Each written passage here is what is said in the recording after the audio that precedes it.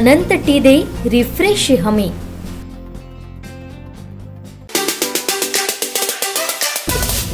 राजकीय वर्तुळामध्ये विरोधकांकडे चर्चा केली जाते, त्यांना आता कशा पद्धतीचं उत्तर मिळेल? आता शेवटी ते अगर औषधाला असतील उरलेले तर त्यांना मी उत्तर देऊ शकतो। औषधात तरी असले पाहिजे आणि त्यांना नितेश राणे काय आहे चांगल्या पद्धतीने माहिती।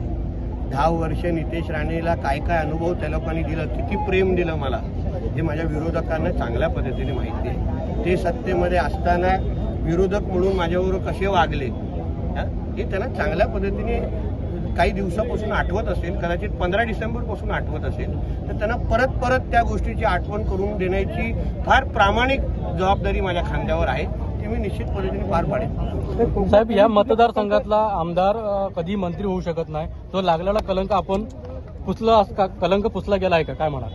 मला वाटत नाही।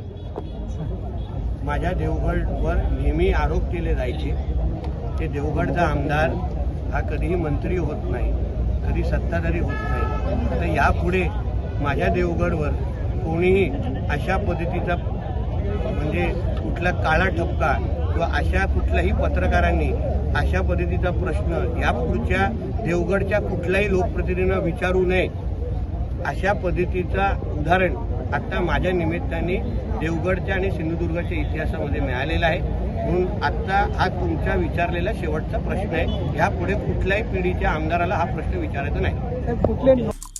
आमचे दिवसभरातले सर्व अपडेट्स, ताज्या घडामोडी आणि थेट लाईव्ह पाहण्यासाठी सबस्क्राईब करा, लाईक करा कोकणचं नंबर 1 महा चॅनल कोकण 7 लाईव्हचं YouTube चॅनल।